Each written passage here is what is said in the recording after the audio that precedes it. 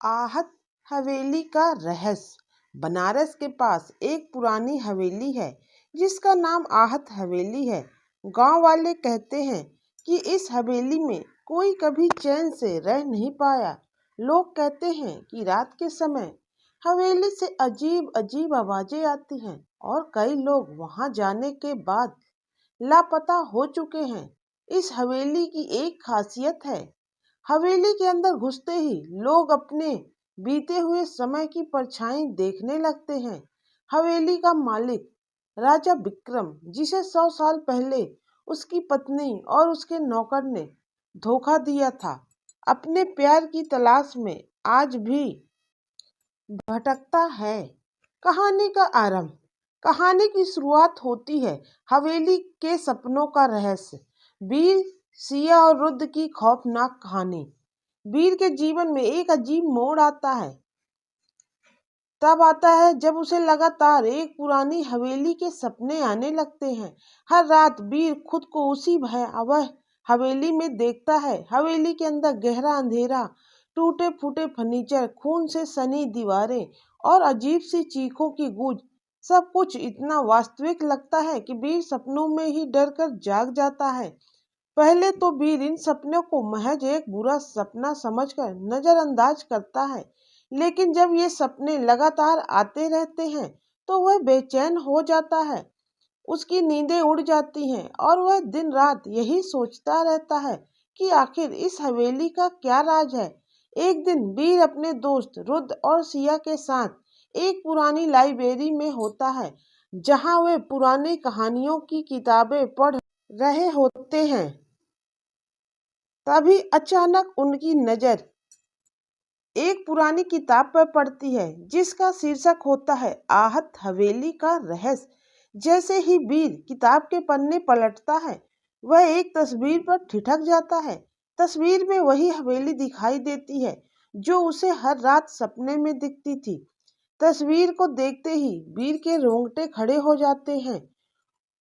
उसे यकीन हो जाता है कि यह हवेली वही हवेली है जिसे उसने न केवल अपने सपनों में देखा, बल्कि ऐसा लगता है जैसे यह हवेली उसके अतीत से भी जुड़ी हो।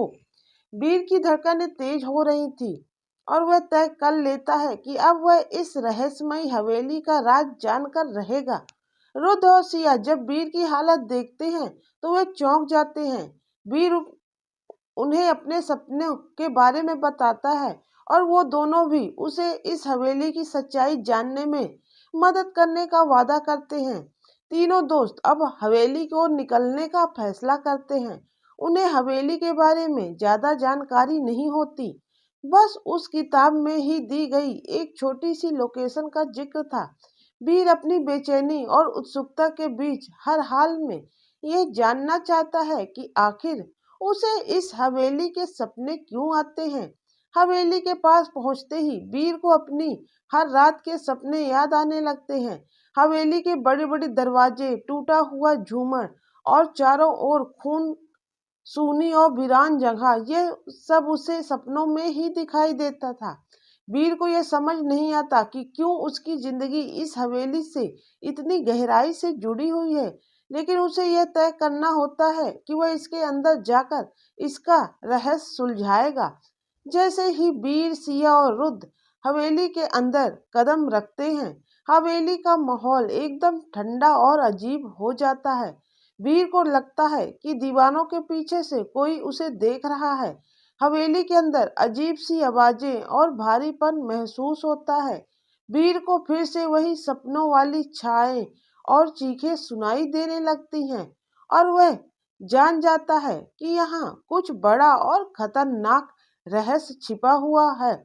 हवेली के अंदर चलते चलते वीर अचानक एक कमरे के सामने रुक जाता है। यह वही कमरा था जो उसे हमेशा अपने सपनों में दिखता था। काले पर्दों से ढका हुआ और खिड़की से बहता हुआ खून। वीर की घबराहट और बढ़ जाती है, लेकिन वह खुद को संभालते हुए अंदर जाने का फैसला करता है। जैसे ही वीर कमरे में कदम रखता है, अचानक दरवाजे खुद ब खुद बंद हो जाते हैं और कमरे के अंदर की चीजें इधर उधर हिलने लगती है। अचानक वीर को आवाज सुनाई देती है, क्यों आए हो तुम यहाँ? ये हवेली मेरी है, तुम लोग मुझे फिर से धोखा देने दोनों लोग आ गए। मैं तुम दोनों को मार डालूंगा और तुम फिर से मेरे सामने आ गए। इस बार तुम दोनों जिंदा नहीं बचोगे। मैं तुम्हें फिर से उससे भी बुरी मौत दूंगा। यह आवाज हवेली के पुराने मालिक की होती है, जिसकी आत्मा यहाँ भटक रही होती है। उस आत्मा की बात सुनकर वीर, रुद्र और सिया के रोंगटे खड़े हो जाते हैं। उन्हें समझ में नहीं आ रहा था कि ये आवाज कहाँ से आ रही है और वीर और सिया के बारे में यह सब वह आत्मा क्यों बोल रही है। वीर, सिया, रोड जो बहुत ज्यादा डर जाते हैं। उनकी आत्मा, रूप रूह सब कांप जाती है। उसे हर जगह का माहौल एकदम ठंडा था। उन लोगों को ठंड लगने लग गई थी, उनके हाथ पैर कांपने लग गए थे। अचानक से कोई वीर को हवा में उठाकर पटकता है और उसे दीवारों से मारता है। सिया और रुद्र चीखते हुए वीर को बचाने की कोशिश करते हैं, लेकिन उन्हें भी हवेली की शक्तियों ने जकड़ लिया होता है। हवेली के अंदर की चीजें अब नियंत्रण से बाहर हो जाती हैं और सभी के लिए यह जगह जाल बन जाती है। रुद्र इस दौरान एक अलग कमरे में जाकर फंस जाता है, जहां वह हवेली के मालिक की आत्मा से लड़ने की कोशिश करता है। रुद्र को भी हवेली की अजीब शक्तियों का सामना करना पड़ता है और उसे समझ आता है कि आत्मा को शांत किए बिना यहाँ से निकलना नामुमकिन है। रुद्र को एक पुरानी डायरी मिलती है, जिसमें हवेली के मालिक की मौत और उसके अधूरे प्यार की कहानी लिखी होती है। हवेली का मालिक, जिसका नाम विक्रम था, विक्रम की आत्मा इस हवेली में इसलिए भटक रही थी क्योंकि उसकी पत्नी सविता और उसके नौकर अर्जुन ने उसे धोखा दिया था। रुद्र को अब यह समझ में आ जाता है कि वीर को आखिर ये सपने क्यों दिखाई देते थे, यह हवेली क्यों दिखाई देती थी। उसे डायरी में सब कुछ लिखा था। इस कारण रुद्र अब सब कुछ समझ जाता है और वह उस कमरे से बाहर निकलने की कोशिश करता है। वह किसी तरह वीर और सिया को उस डायरी में लिखी हुई सारी चीजें बता सके, क्योंकि डायरी में एक फोटो भी थी।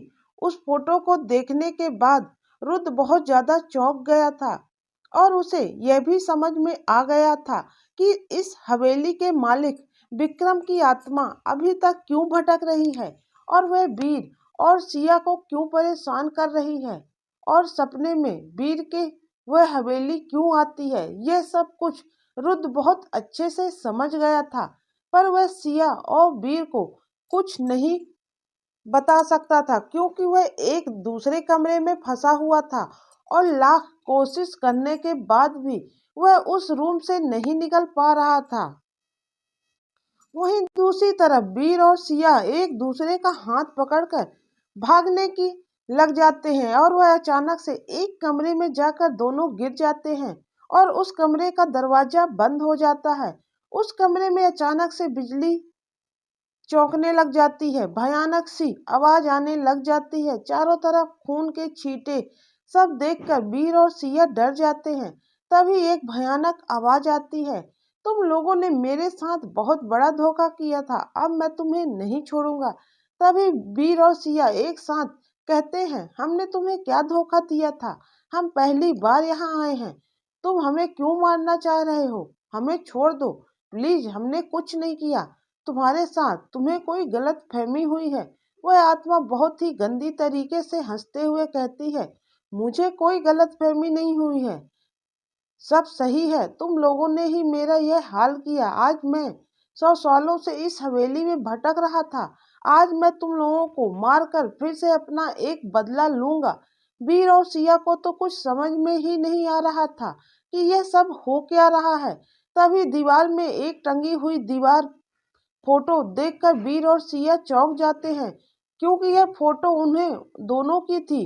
वीर और सिया की अपनी फोटो इस हवेली में टंगी हुई देखकर वह भी इतनी बुरी हालत में।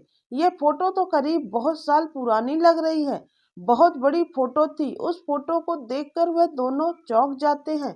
उनके सिर घूमने लग जाते और अचानक से वीर और सिया के सामने सब कुछ धुंधला सा दिखने लग गया। उनके सामने कुछ चित्र ऐसे चलने लग जाते हैं जैसे वे दूसरी दुनिया में चले गए हों। उन्हें एक अजीब सा एहसास होता है, मानो वह इस जगह को पहले से जानते हों। हर कोना, हर कमरा उन्हें परिचित लगता है। हवेली की अंदर की हवा भी भारी और ठंडी हो जाती है। वीर के अंदर एक खिंचाव महसूस होता है, मानो कोई अदृश्य शक्ति उसे हवेली की गहराइयों में खींच रही हो। सिया जो उसके साथ आई होती है, उसे भी अजीब सी बेचैनी महसूस करने लगती है। दोनों का दिल तेजी से धड़कने लगता है और तभी दोनों को अपने पूर्व जन्म की धुंधली यादें लौटने लगती हैं। वीर को याद आने लगता है कि वह अर्जुन था, विक्रम का नौकर, जो उसके ही घर में पला बढ़ा था।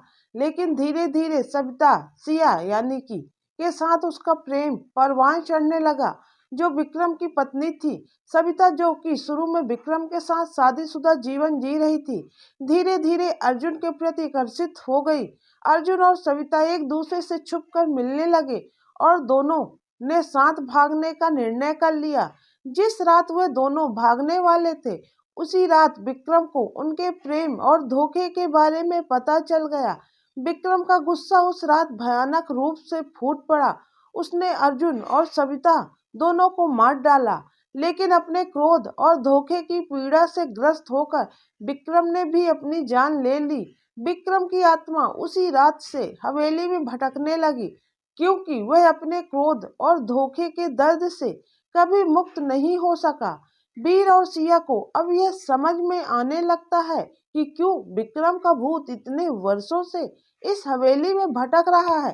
विक्रम का गुस्सा और धोखे की भावना उसकी आत्मा को शांति नहीं पाने दे रही थी, और यह भी स्पष्ट हो जाता है कि क्यों वीर को इस हवेली के सपने आते थे। वह अर्जुन का पुनर्जन्म था और इसकी आत्मा को भी अतीत की इन घटनाओं का एहसास था। वीर को सिया के साथ अपने पिछले जन्म का हर पल याद आने लगता है। उनका प्रेम, विक्रम से छुप छुप कर मिलना, और फिर वह भयानक रात जब विक्रम ने सब कुछ खत्म कर दिया था। सिया को भी अब अपने पूर्व जन्म की सभी घटनाएं याद आ जाती हैं।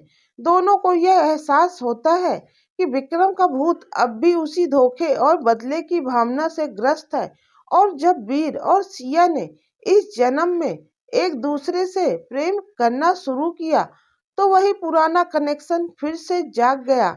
वीर और सिया अब विक्रम के सामने खड़े होते हैं और वे जानते हैं कि उन्हें विक्रम की आत्मा को शांत करना होगा। विक्रम को यह समझना होगा कि उसने अपनी जान ली थी, लेकिन उस धोखे और गुस्से को लेकर वह अपनी आत्मा को इस हवेली में बंद रखे हुए है। जब तक विक्रम अपनी आत्मा को मुक्त नहीं करेगा और माफ नहीं करेगा, तब तक वह इस दर्द से छुटकारा नहीं पा सकेगा। यह समझने के बाद वीर और सिया ने तय किया कि वह विक्रम की आत्मा को मुक्ति दिलाकर ही यहाँ से बाहर जाएंगे। अब उनके पास कोई और रास्ता नहीं बचा था। विक्रम को माफी देना और उसे अपने अतीत से आगे बढ़ने के लिए प्रेरित करना ही उनकी मुक्ति का एकमात्र उपाय था। दूसरी तरफ रुद्र किसी तरह कोशिश करके खिड़की से कूदकर इस कमरे में पहुंच गया जहां वीर और सिया पहले से ही थे। रुद्र घबराए हुए स्वर में कहता है, वीर और सिया, तुम्हें पता है यह तुम्हारा ही जन्म है। तुम पिछले जन्म में एक दूसरे के प्रेमी थे और तुम दोनों ने मिलकर इस हवेली के मालिक यानी विक्रम को धोखा दिया था, और उसी की आत्मा यहाँ है। वह तुम दोनों को मारना चाहती है। रुद्र की बात सुनकर वीर और सिया अपने होश में आते हैं और वह कहते हैं, हाँ, हमें पता है। हमें भी अपने पूर्व जन्म याद आ चुका है। हमें अब समझ में आ चुका है कि यह आत्मा हमें क्यों मारना चाह रही है और मुझे हमेशा इस हवेली के सपने क्यों आते थे। तो रुद्र कहता है, अब तुम दोनों जब सब कुछ समझ चुके हो, तो हमें इस हवेली के मालिक यानी विक्रम की आत्मा को मुक्ति देना होगा। अगर हम उसे मुक्ति नहीं देंगे तो वह यूं ही भटकता रहेगा और वह कभी चैन से ना तो जिएगा और न तुम दोनों को चैन से जीने देगा। वह तुम दोनों को हमेशा ही परेशान करेगा। रुद्र की बात पर वीर कहता है, तुम सही कह रहे हो, हमें विक्रम की आत्मा को मुक्ति देना होगा। इसके लिए हमें सबसे पहले विक्रम के शरीर को ढूंढना होगा, क्योंकि उसके शरीर को ढूंढने के बाद हम जब उसे जलाएंगे तभी उसकी आत्मा को शांति मिलेगी। रुद्र कहता है, विक्रम का शरीर कहाँ है? हम उसे कैसे ढूंढेंगे? जैसे ही रुद्र यह सवाल उठाता है, हवेली का माहौल और भी गंभीर हो जाता है। विक्रम की आत्मा अभी भी भटक रही थी और जब तक उसका शरीर पूरी तरह नष्ट नहीं हो जाता, उसकी आत्मा को शांति नहीं मिलेगी। रुद्र परेशान होकर कहता है, लेकिन विक्रम का शरीर है कहाँ? हम कैसे उसे ढूंढेंगे? हवेली के हर कोने को हमने देखा है, मगर हमें उसका कोई निशान नहीं मिला। वीर अचानक एक गहरी सांस लेता है और कहता है, मुझे याद आ रहा है, जब मैं अपने पिछले जन्म की यादों में गया था, तब मैंने देखा था कि हवेली के नीचे एक तहखाना है। वहाँ एक संदूक रखा हुआ है और उसी में विक्रम का शरीर छिपा हुआ है। हमें उस तहखाने तक पहुँचना होगा और विक्रम के शरीर को जलाना होगा, तभी उसकी आत्मा को मुक्ति मिलेगी। रुद्र और सिया वीर की बात ध्यान से सुनते हैं। सिया थोड़ा चिंतित होकर कहती है, लेकिन तहखाना कहाँ है? हमें वहाँ कैसे पहुँचना है? वीर अपने पुराने जन्म की धुंधली यादों को टटोलते हुए कहता है, तहखाना हवेली के पुराने हिस्से में है, जो अब बंद और जर्जर हो चुका है। उस हिस्से में एक छिपा हुआ दरवाजा है, जो हवेली की दीवारों के पीछे छिपा हुआ है। हमें उस दरवाजे को ढूंढकर तहखाने में जाना होगा। तीनों ने एक दूसरे की तरफ देखा, यह जानते हुए कि आगे का रास्ता मुश्किल है और खतरनाक है, लेकिन उनके पास और कोई विकल्प नहीं था। विक्रम की आत्मा को शांति दिलाने के लिए उन्हें उसके शरीर को ढूंढकर उसे जलाना ही होगा। बीर, सिया और रुद्र अब हवेली के उस पुराने हिस्से की तरफ बढ़ने लगे, जहां तहखाने का रहस्य छिपा हुआ था। जैसे ही बीर, सिया और रुद्र तहखाने की तरफ बढ़ते हैं, विक्रम की आत्मा उनके रास्ते में आने लगती है। हवेली की दीवारें हिलने लगती हैं, अजीब अजीब आवाजें सुनाई देने लगती हैं और ठंडक चारों ओर फैल जाती है। विक्रम का भूत तीनों पर हमला करता है। कभी हवा में लहराते पर्दे उनकी गर्दनों को कसने की कोशिश करते हैं, तो कभी हवेली की दीवारों से खून जैसी बूंदें टपकने लगती हैं। विक्रम की आत्मा क्रोध और नफरत से भरी हुई थी, मानो वह हर हाल में तीनों को तहखाने तक पहुंचाने से रोकना चाहती थी। लेकिन वीर, सिया और रुद्र हिम्मत नहीं हारे। विक्रम के हर हमले के बावजूद वे एक दूसरे का साथ देते हुए तहखाने तक पहुंच जाते हैं। तहखाने का दरवाजा बहुत पुराना और भारी था, पर वे तीनों मिलकर उसे खोलते हैं। जैसे ही वे अंदर जाते हैं, वहां एक बड़े संदूक पर नजर पड़ती है, जो जंग लगा हुआ था और धूल से ढका हुआ था। वीर को याद आता है कि इस संदूक में ही विक्रम का शरीर छिपा हुआ है। वीर और रुद्र संदूक को खोलते हैं और जैसे ही उसका ढक्कन उठाते हैं, विक्रम का शव सामने आता है। अब तक शरीर गल चुका था, लेकिन हड्डियां अभी भी साफ दिख रही थी। जैसे ही वह शव को बाहर निकालने की कोशिश करते हैं, हवेली में एक जोरदार घड़घड़ाहट होती है। विक्रम की आत्मा और भी ज्यादा गुस्से में आ जाती है। हवेली की दीवारें और छतें हिलने लगती हैं और विक्रम उन तीनों को उठा उठाकर एक दीवार से दूसरी दीवार पर फेंकने लगता है। वीर, रुद्र और सिया बुरी तरह घायल हो जाते हैं, लेकिन वे हार नहीं मानते हैं। सिया बड़ी मुश्किल से खड़ी होती है और विक्रम की आत्मा से बात करने की कोशिश करती है। वह अपने दिल की गहराइयों से कहती है, विक्रम, मुझसे बहुत बड़ी गलती हो गई थी। मैंने तुम्हारे प्यार को नहीं समझा और अर्जुन से प्यार कर बैठी। तुमने हमें सजा दी और मुझे उस सजा को स्वीकार भी करना पड़ा, लेकिन अब तुम्हारी आत्मा को भी शांति की जरूरत है। तुम खुद को इतने सालों तक क्यों सजा दे रहे हो? अपने गुस्से को छोड़ो और मुक्त हो जाओ। विक्रम की आत्मा थोड़ी शांत होती दिखती है, लेकिन फिर भी वह हवेली में गूंजती रहती है। सिया आगे कहती है, शायद तुम्हें अगले जन्म में वह सच्चा प्यार मिल जाए जो मैंने तुम्हें नहीं दिया। तुम्हारी दूसरी जिंदगी तुम्हारा इंतजार कर रही है। भगवान ने तुम्हें एक और मौका दिया है और इस बार तुम्हें शांति पाने का अवसर है। तुमने हमें पिछले जन्म में मार दिया था। अगर इस जन्म में भी मार दोगे तो मैं फिर जन्म ले लूंगी। लेकिन तुम 100 सालों से इस हवेली में भटक रहे हो।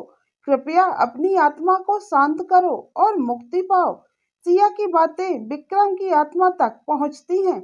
हवेली में अचानक से एक अजीब सन्नाटा छा जाता है और ऐसा लगता है कि विक्रम की आत्मा अब माफी देने के लिए तैयार है।